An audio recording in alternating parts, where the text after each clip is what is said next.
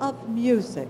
It's been beautiful walking among these amazing works. Distinguished Professor Emeritus, Steve, from Columbus State. You want to come forward here? Just say a few things. He's as a curator, as we shared, and what he's doing in his vision is drawing on his experience, I love this, in rock and roll, as he will share with us his poetry. And I said, how'd that come about? He says, well, I was a singer in rock and roll cover band. So, as you express yourself in poetry, we're going to be thinking of rock and roll. I think I can make that work. Isn't that exciting? Wonderful. And what you do here is so ingenious in exploring the intersections between music, language, the visual arts. So what word would we use to express that? A Greek word. Ekphrasis. Poetry responding to artworks, and how musicians have used art to reflect and promote their music. We're so delighted, Steve, for you to begin your poetry. Thank you, Ellen. The idea behind this was to look at the fact that in my life, music's been a soundtrack.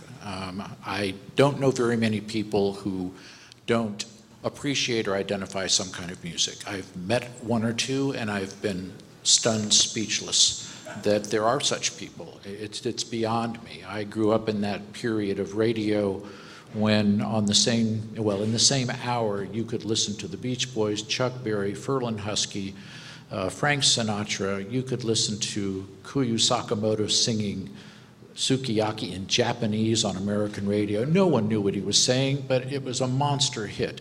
And so I grew up listening to that, as well as music that my parents had listened to, that they'd gotten from Reader's Digest, that had, things going back to the Russian saber dance and, pop music from the 20s, Caruso. And so I grew up immersed in music and became interested in rock and roll and spent a couple of years playing in a cover band. But music's always been a big part of my life. And music, I think, has that same or a similar function for many people. We use it to set a mood. We use it to reinforce a mood we already have. We use it to try to change our moods sometimes. I once had a friend who said, oh, yeah, well, she puts on opera when she wants to clean the house. I said, okay, if that works. Sometimes I come home from a night of being out and I just want to hear something loud, fast, and stupid and, put on AC/DC or something. Another time it's just, okay, let's put on some jazz. Let's put on some quiet, music on a Sunday morning. The idea here is that music has such an impact on us that I said, well, let's look toward what is a big part of the current arts, which is collaborations, which is where do the arts overlap? And a lot of funding organizations, as well as a lot of individual arts organizations over the past particularly 2 decades or so, have really started to get into how can the different art forms interact with one another. Certainly this goes back farther than that.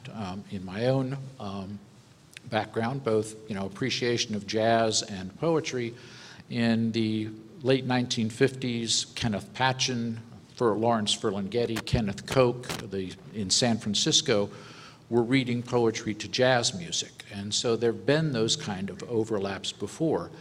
And so when I was invited to curate this, I thought, well, that might be a really interesting way to bring these things together.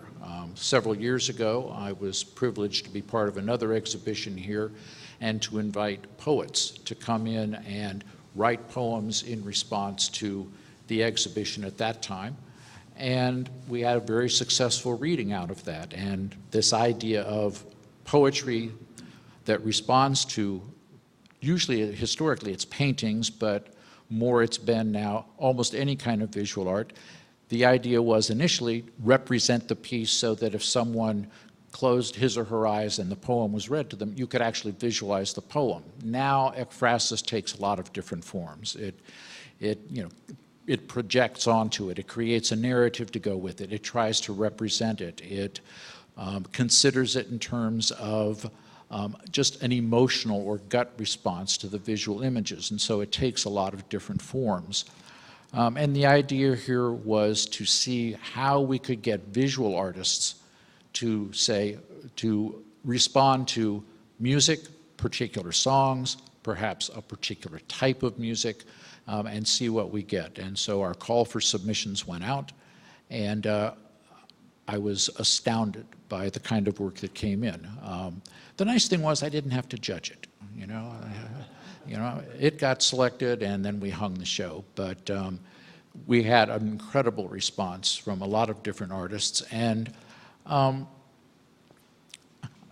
I guess I'll start with, I'm going to do one poem, and I'm going to ask Michael Kellner if he'll just hold the print for me, because this is one that wasn't a representational poem. This is a piece by Tom Ballule, and it's called Aqua 64. And actually, Tom was generous enough that when I put together a collection of live CD music or live CD of a reading, that he allowed me to put this on the cover of the CD. But I looked at this for a while, and the idea of trying to be representational for me just went out the window. And so I said, okay, just respond to it then as best you can. And this is what came out of it. The poem is called Deeper, and it's from Aqua 61, a painting by Tom Ballule.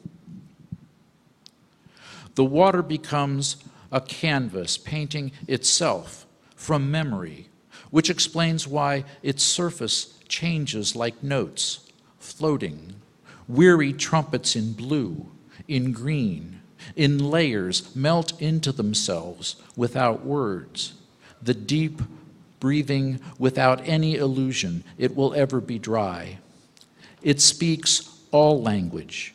Many tongues murmur its restless voice of someone looking into the liquid face of the world, where a lone figure has fallen into a net, where with every wave, each knotted strand creates more space.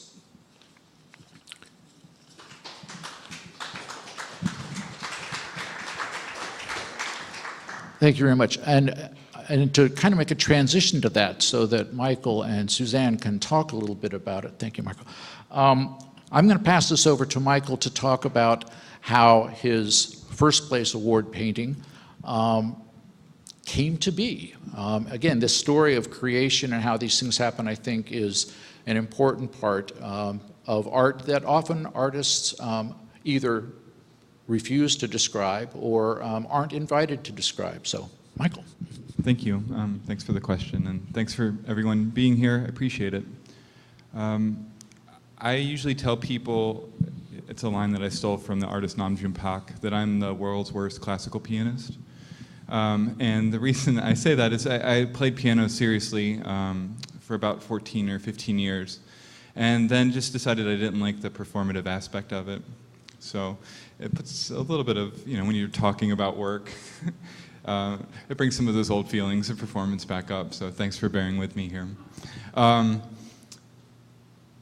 Because I had that sort of experience of like what it meant to play a piece of piano music live and to think about that, and also kind of tying into your interest in rock and roll, I worked at a record store at the same time, so I had like these interests of like both what it sort of took to make music and also the way that it might expand consciousness in some ways or sort of expand your understanding of the world.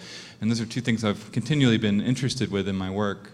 With this particular piece, I went back to a series of works that Bach wrote to teach people how to play piano. They're the 15 two-part inventions. They alternate in key structures. They're like an ascending order.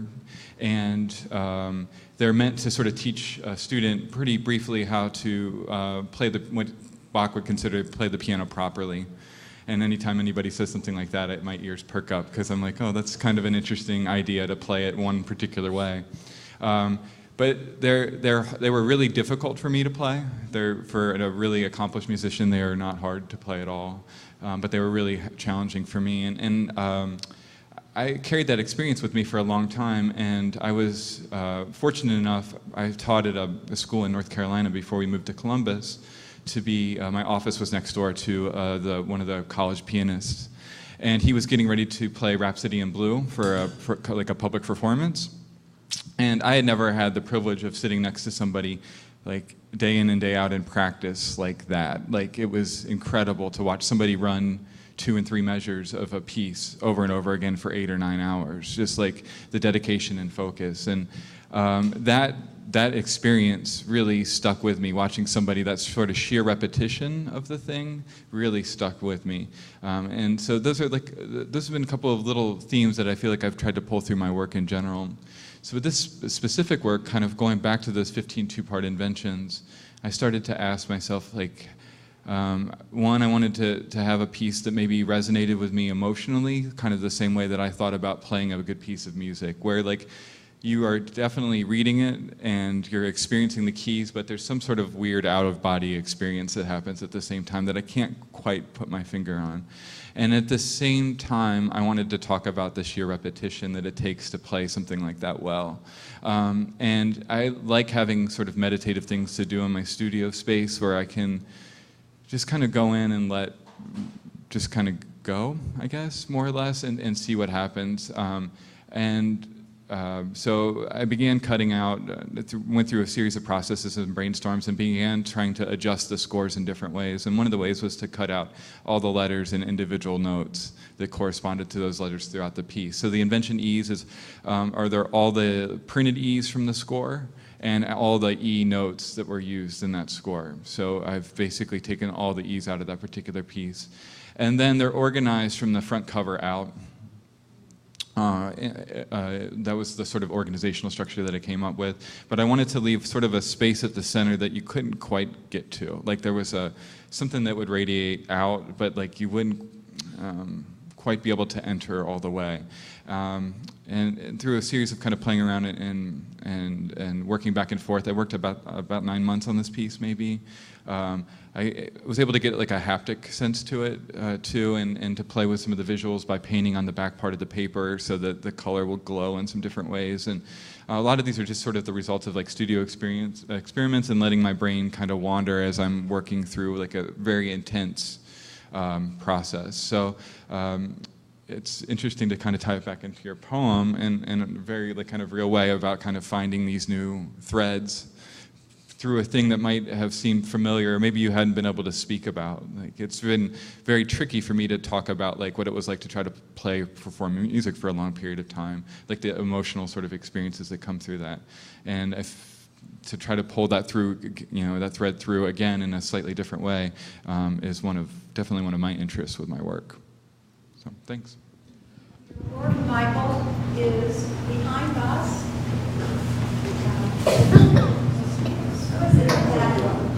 Right here, everybody see? So afterwards, just gaze. You're supposed to, you can get a little closer to it. So. Michael and I were talking right before we started, and I was saying, I hadn't even thought of it until this was all done, but there's a great Charles Mingus song called E's flat and A's flat too. And so musicians have been doing this kind of thing for a long time. But I want to give Susanna Aceta an opportunity to talk, because a lot of her music, or a lot of her paintings, in fact, a large body of her work has been in response to drumming, particularly African drumming. Thank you for having me here today. I was a 20-year portrait commission artist and completely got burnt out, and went through some hardships with deaths in the family, and I was 2 years behind and decided I had to finish these. I was so uncreative, and my children were involved with theater here in Columbus Children's Theater, and I was working on the commissions, waiting during rehearsals, and someone said, well, can you help paint sets? Oh, okay, I'll help paint sets. Well, that turned into the middle school teacher that moved out of town because her husband was transferred. Oh, well, you know theater. You can direct the junior high musical. Okay. So I did it and found I really enjoyed it and went back to school at Otterbein, where I now teach, just to study theater and music directing and set design. And one of the things I learned that in directing a show, it's the same as a painting. It's all the same principles of composition. It was very easy. It's just they move and they talk back. And so from that point on, I was involved with the theater, and I really still hadn't been painting that much as I used to. And when I started painting again, I decided I wanted to marry my performances, my experience with performancing, not me performing, but directing, with my art. And I started painting some of my production photos of shows I directed, and I picked up a card, I think it was 8 years ago, at the library, and it was these beautiful dancers and colors. I thought, wow, and I went home and looked up the name and it was here locally in Columbus. It's called the Chisan West African Dance Institute, and they've been around 17 years now. And so I emailed Susan Bradford Kunta, who's the artistic director and now a friend, and said, you know, I just am blown away by the colors and the movement and the artistry. If I came to a dress rehearsal and took some photos, and if I get some paintings, I'll be glad to donate them to your company as a fundraiser. Well, that's over 90 paintings ago, and I have 1,400 photos of the company. So I'll be painting them the rest of my life. But one of the fun things for me is to come into when they're having drumming classes and dancing classes and bring my drawing board and paints. And my whole drawing board vibrates with the emotion and the sounds and the drumming. And it's been such a learning experience for all of us, because I truly, we talked about this, I think the arts cross all the barriers of disagreement that we have in our country and the world, in fact, so we can understand each other. It doesn't matter your age, your religion, your race, any of these things. The arts, I think, bring us all together and appreciate them, and we keep cutting them out of our schools. So that's where this painting is one of the one way out by the front door is one of the series that I've been painting, and I've been just blown away and enjoying learning about the different art forms. And the collaboration that you talked about, I think, is so important. And I've been involved with a number of collaborations. We did a project called the Kente Project, which we brought Columbus Children's Theater, Columbus Children's Choir, Columbus Chisan West African Dance Institute, and Thurber House. And we had a PNC grant, and we did a performance of telling folk tales through story, dance, drumming, and writing. And we had a writer from Nigeria came down from Kent State and had kids write folk tales about the stories that they've been told by their grandparents and aunts and uncles. And it was really, nobody came. There were more people on stage than in the audience, but we found it very, very successful. And I think your poem spoke to me. I have a book that I picked up years ago when I started teaching more, and it's explaining color to someone who's blind, or trying, how would you explain it? And the whole book is in black and white in Braille. And so things like the warmth of the sun, the fuzz of a baby chicken, what color does that bring to mind? The smell of a daisy. And so it brings you outside of our visual world and involves all of our senses. And I think that brings an emotional response with all of us. When we were talking earlier,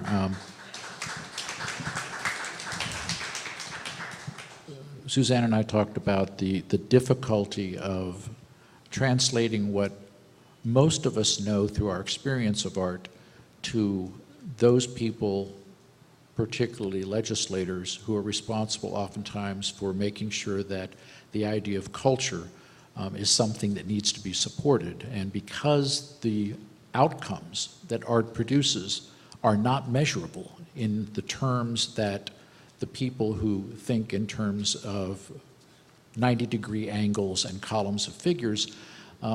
It's so important, I think, that each of us continues to remind those who have the power to do this kind of funding that this is necessary. Suzanne, you had talked about earlier when you and I were talking about how musical notation, as most of us who are familiar with music, is impossible to do with African drumming. Can you talk about that? Sure.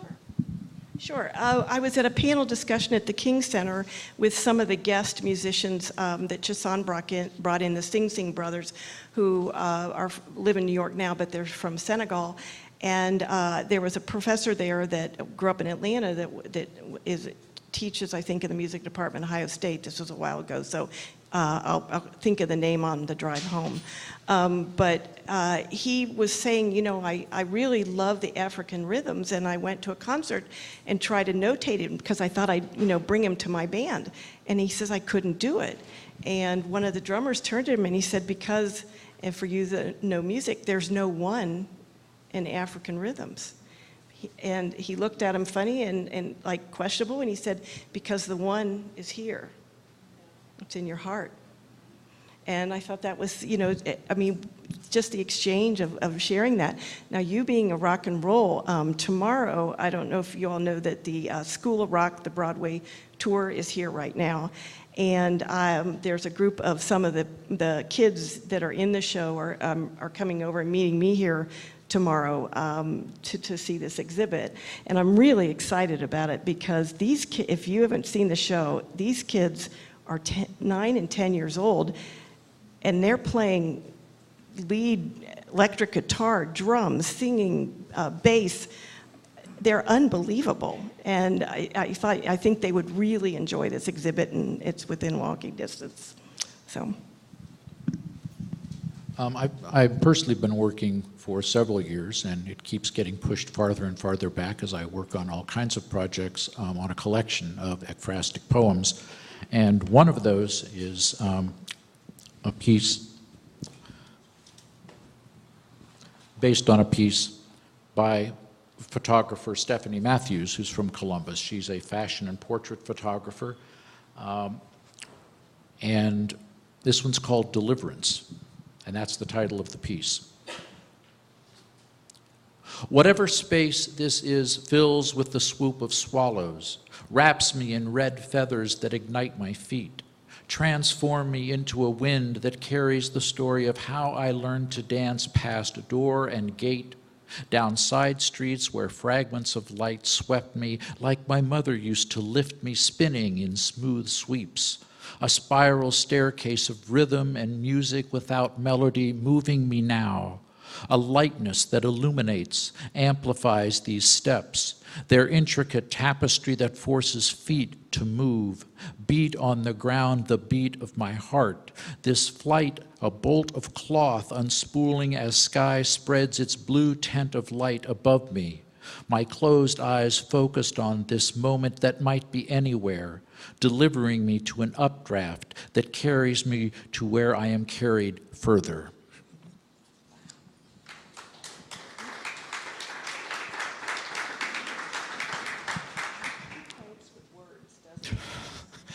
And this is, again, this is the idea that in many ways drove my intent behind this exhibit, which is that influence on me and the strong response to the visual aspect that often accompanies music. Certainly back in the 1950s, Blue Note Records had this particular style that it used on their covers, which is a particular form in itself. And if any of you are familiar with it, you know what I'm talking about. And if you don't, it's worth looking up. But Blue Note Records actually put out an entire book of album covers from that are these simple, very basic, but genius works of art.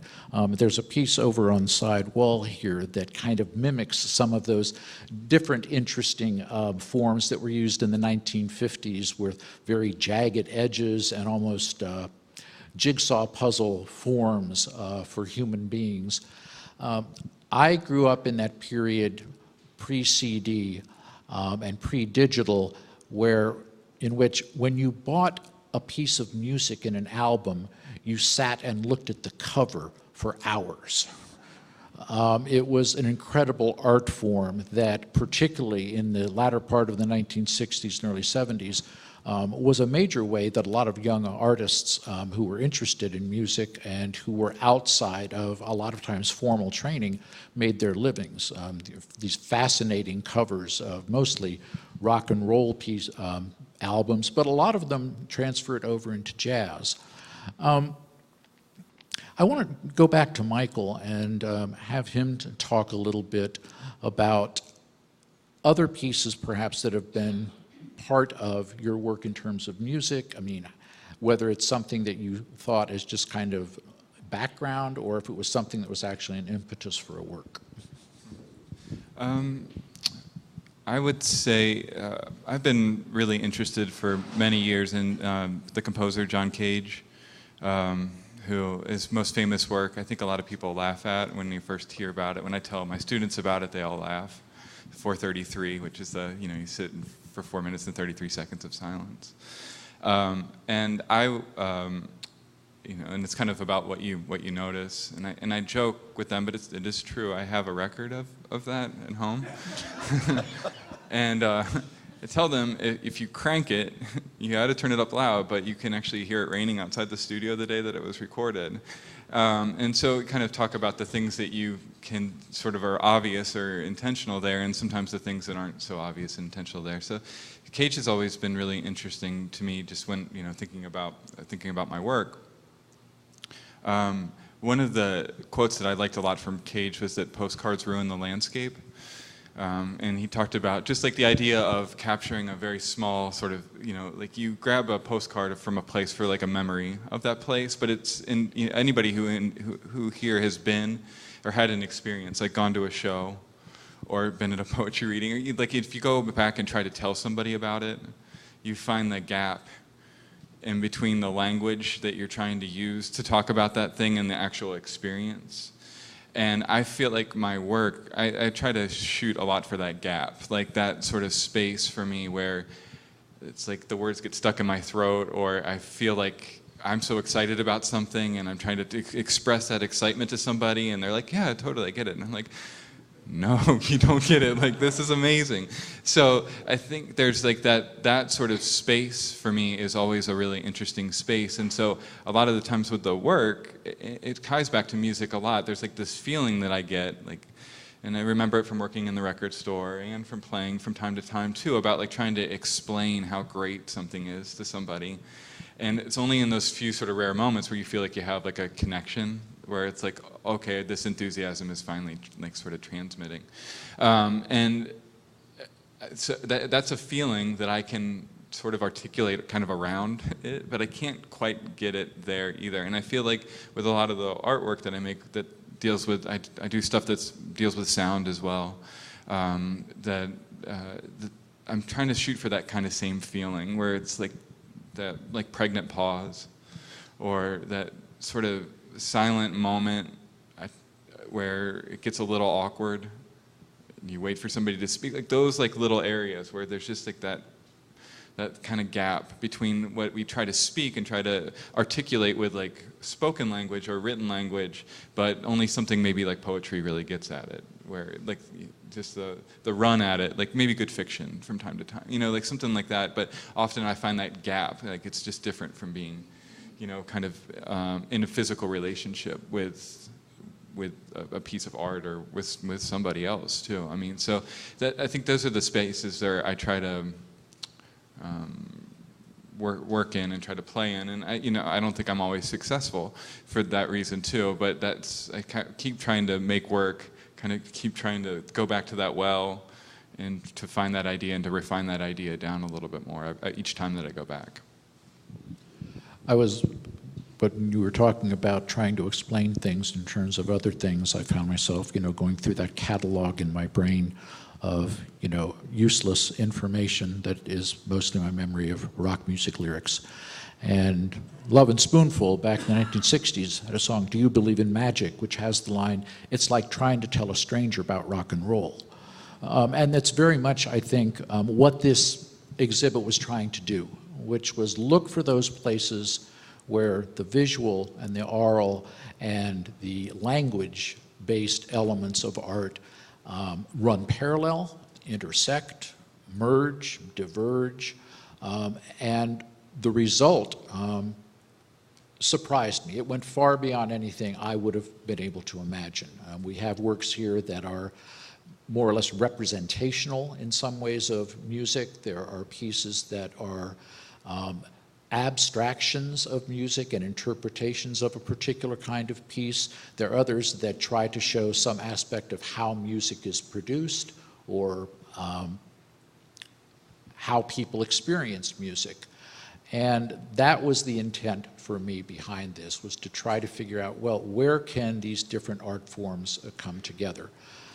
Suzanne, maybe you could talk more about how particularly you try to represent movement, which is, of course, part of what's initiating a lot of the pieces that you put together. And that's an interesting question to a person that's a figure painter, because I have a degree in art, and I was taught in figure painting using life. And many artists look down if you use photographs instead of working from life. But I am painting moving people. I can't say, hold that leap for a minute or two. So I have to use photographs. But I've also had enough experience working from life to know what flaws are in a photograph. And a photograph takes in everything where in a light meter will average out all the lights and darks, where the human eye can see into the darks and adjust, and see into the very lights and adjust. To me, I have to know my anatomy very well. I had a professor that made us start with the bones and then tracing paper all the muscles and know all the names, which I've totally forgotten, but I know where they are in the body. I hated every minute of it, and I'm now thankful for it. And I teach my students, I teach the watercolor class on Saturday morning, is I have to do a very carefully detailed drawing of the images I paint, so I know what to leave out. And I don't know if that makes sense to you, but if I did an abstract drawing, it's not enough information to know what to leave out. And maybe I have a daughter that's a musician or singer and plays the piano. It's like you have to practice all the notes before you can make it your own. Does that make sense? And I'm not a musician. People ask me, please don't sing, Mom, in the car. So, but what I also love is the stage lighting and the theatrics of that. And studying stage lighting, it's not the same color wheel that is in paint. Colors mix different colors, and I remember sitting in the lighting lab going, what? What do you mean green and red make yellow or amber? And that's pure light. And so I love to see what light does on the human form as they're moving. So did that answer your question? Sorry, I kind of got off on an ADD tangent, but.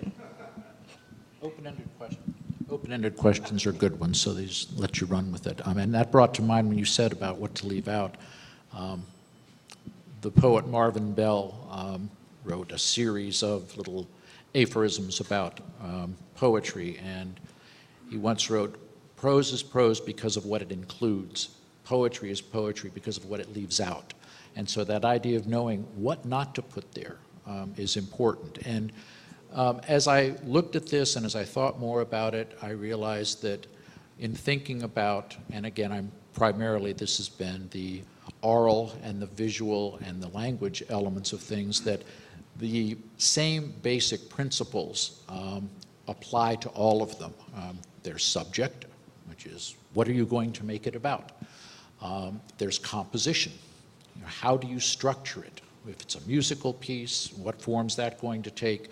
If it's a painting or a sculpture or something along that line, it's, okay, how is it going to be put together? Photographs, it's all about, okay, the law, the rule of thirds, which is things should be a third of the way in from the edges of the frame. They shouldn't be dead center, which is one way to identify really bad photographs, is if it's perfectly centered, unless it's clear that that's the intent, it's really not much of a photograph. And that writing, in many ways, has the same elements to it, whether it's poetry or prose, which is, what are you going to write about? How are you going to structure the piece in a way that suits the subject? And what's the style, the way in which it's delivered is part of that. So there's this overlap that even as I was aware of it in some forms, I hadn't thought of it. I thought of it mostly from work I do in teaching sometimes, workshops on ekphrasis, which Charlene Fix is going to be doing here in a week from Saturday, is going to be doing a workshop here. She's from Columbus College of Art and Design, and she's going to be leading a workshop here that I would commend to everybody. But as I thought about how I thought about these connections between visual art and language, I finally, as I was working this, said, well, music is exactly the same thing, that these things do run on parallel tracks, and then sometimes if they're not on parallel tracks, there are these pieces where, as I said before, they intersect, they merge, they diverge, and that's been the excitement of this show. Michael, can you talk about some other pieces that you've done and the kinds of ways in which you've put those together? Sure. I'll plug a piece coming up, which might be interesting. It goes along with this piece here. I've been working with Ohio Wesleyan University and the Ross Art Museum on an exhibition for the spring that'll be up in March and April. And they're helping me make a record, actually 2 records, as part of that exhibition. It's again with the Bach Inventions, and it's a complicated but simple it was a complicated process, very simple result, which was to take all the sheet music and play it back into the computer in a music composition program, so that I was only playing music, all the notes on the lines, on a staff. And then, so that's half of it. That's one record. And then the other record is all the notes that are in the spaces on the staff music. So theoretically, if you play both records at the exact same time, you get the complete piece. But if you know anything about record players or human beings in general, you can't get them to play exactly at the same way. So there's this little bit of a gap. I think they sound really interesting. They're very sort of staccato heavy on their own, which I like. And then the watching, even with the digital files, watching people kind of wrestle to get them lined up has been fun for me. It's an agent of chaos. But I like that sort of part of it. It will be participatory. So the record players will be at opposite ends from each other, and you have to go with a partner if you want to even try to make it work. So I like the idea of having to try to look at somebody and make something kind of work at the same time. I feel like there's a little bit of poetics in that as well. And it's been a few of different sort of sound, kind of dealing with found sound or editing in different ways.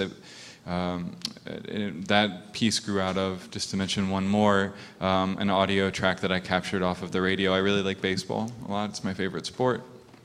And I captured a few years back, I went to a game, and while I was at the game, I recorded the audio of the game on my computer, so the radio broadcast.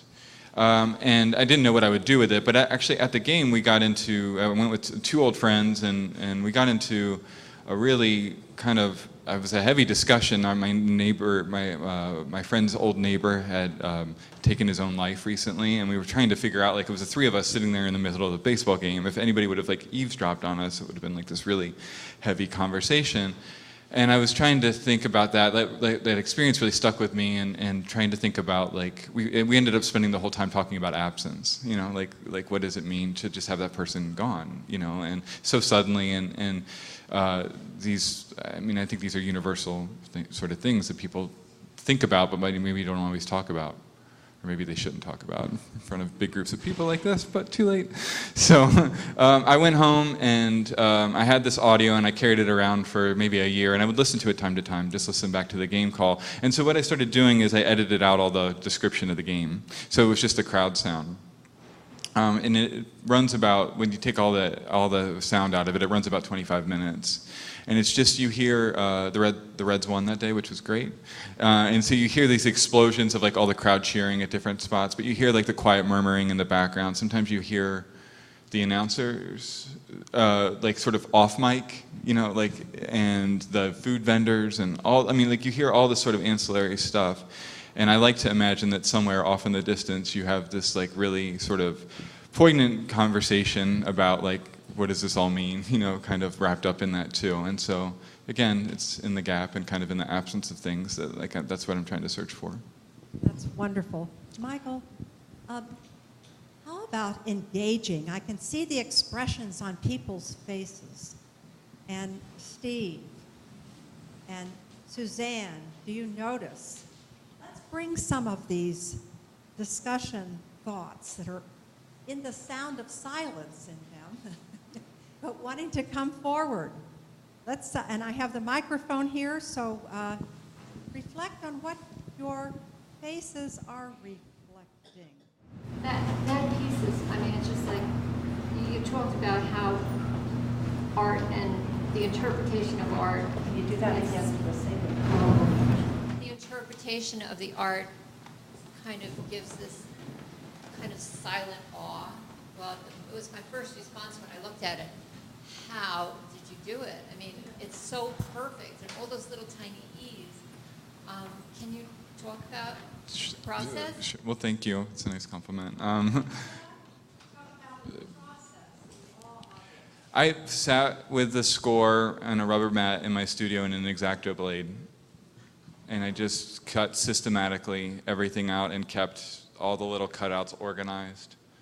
And then I had another table where I had the piece of paper laid flat, and I made a couple little marks on there where I wanted to start.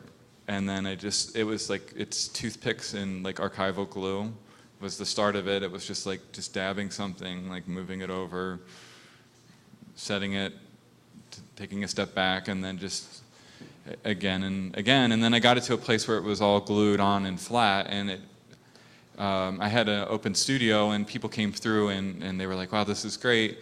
And it didn't feel finished to me yet. And so I brought in a couple friends that I really trust a lot, and just said, like,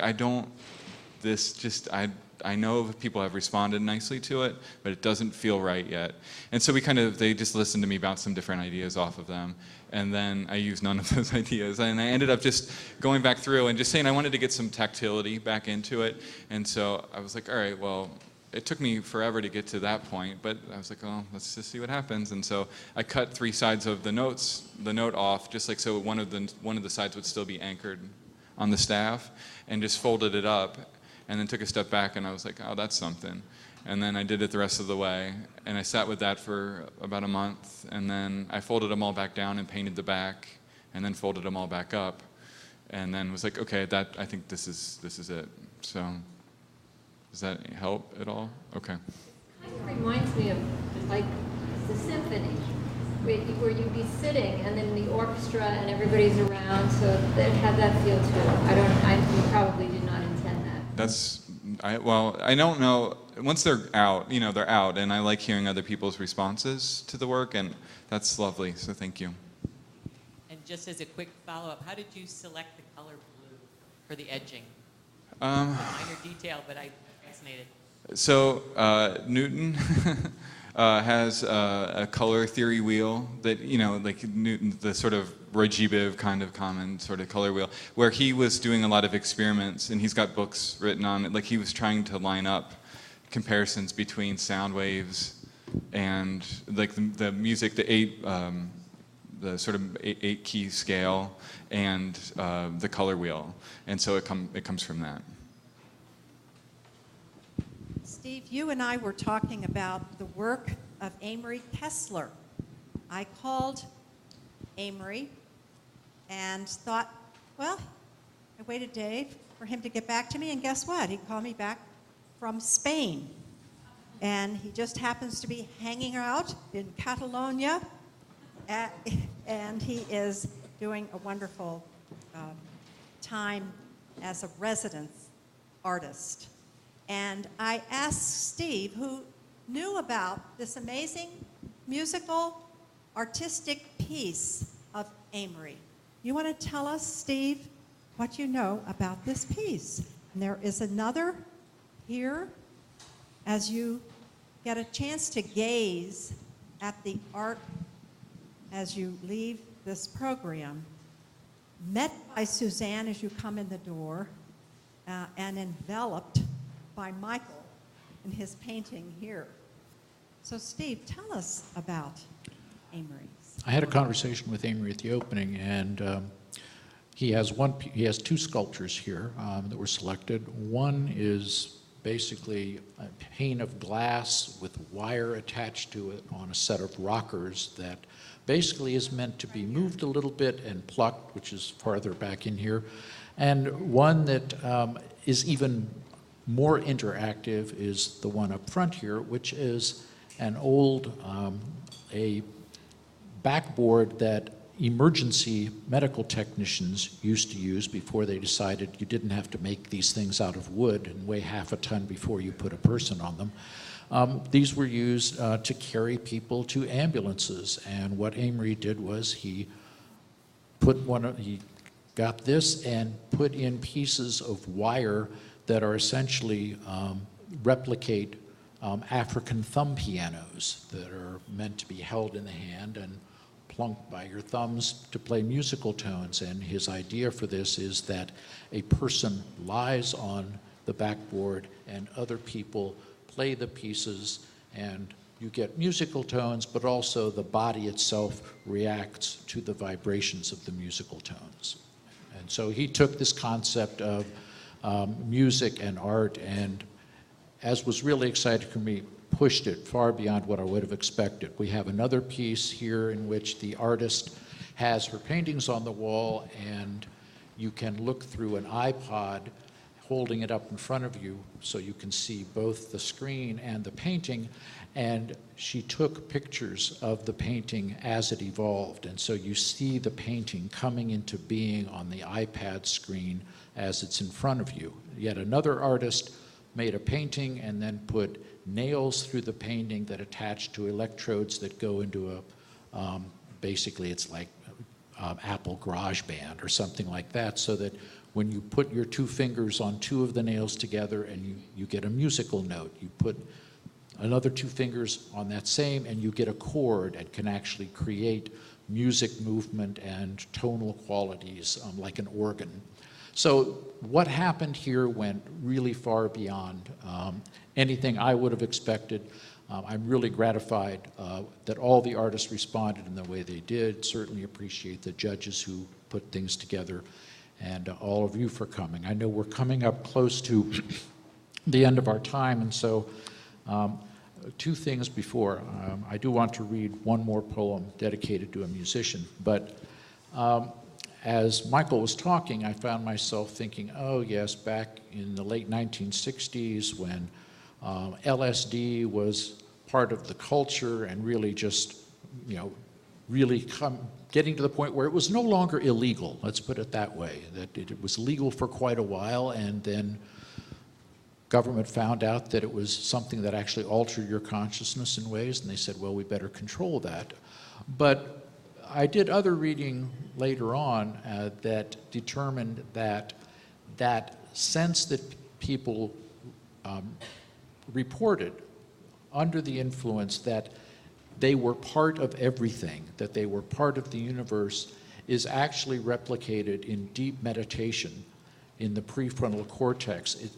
That meditation and LSD touched exactly the same part of the prefrontal cortex that distinguishes between you and everything else in the universe. So meditation and LSD actually dissolve that boundary, which is why people express that kind of feeling, but the same kind of thing actually happens through meditation.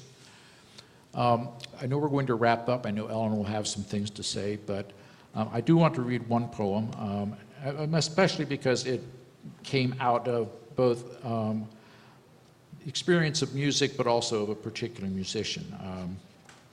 The publisher of one of my chapbooks, Night Ballet Press, put together a collection after the death of Prince called Delirious, which is a series of poems about him. And she selected one of my poems, and I want to share that with you.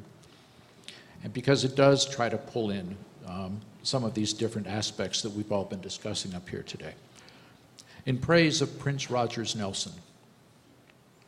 The story of rhythm and blues is the story of the gospel shouter, a wailing chorus that swells the storefront church and drinks from the muddy water of baptism by fire and immersion, the ritual washing away of transgression. Little Richard stepped down from the scarred surface of his grand piano, pranced to the beach, and tossed his rings into the eternal surf, swearing the wayward rock and roll life behind him, sin's temptation and crooked path drowned by the whisper of a cheek kiss from the Lord. It has been ever thus. The praise holiness of the spiritual song is a moan, ecstatic in its rapturous transport of body and soul to a barely masked coupling in the sanctuary. Becoming delirious with desire redeems us with a rave-up weaving sacred and profane like slippery bodies awash in the slither and sweat of breathless funk at the end of a dance hall Saturday night, the one that bleeds into repentance and forgiveness within hours. Another form of worship that continues to beg, oh yes, Lord, touch and heal me. Please, baby, let me please you. My one and only you I adore. There are no others before you. The blues singer's dark night of the soul seeks lost love. Rumi interwove his beloved and the divine, erotic in the throes of mystical union. Even John Donne prayed for the blessing of being ravished by an almighty lover. A prophet who opens the door to loving the body opens the gates to a holy city, serves the same king who smiled on King David as he danced before the tabernacle. The body in motion approaches the divine in its thrust of a beat that ignites feet. It calls the faithful to release praise in movement, to whirl storm clouds and fire into a rhythm of flaming steps that pulse and sing, dance, dance, oh, dance, and let your soul burn through the night. Thank you, Steve. Thank you, Suzanne. Thank you. This is wonderful. I do want to say that we have a poetry workshop Saturday, October 21st, 12:30 to 2:30 with Charlene Fix, and register online. So the poetry goes on, the visual art goes on, the sound of music with the sight of you three. This was extraordinary. Thank you so much for being with us.